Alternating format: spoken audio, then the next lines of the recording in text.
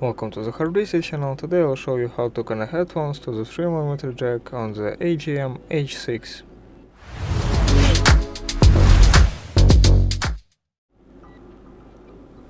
So first locate your 3mm jack.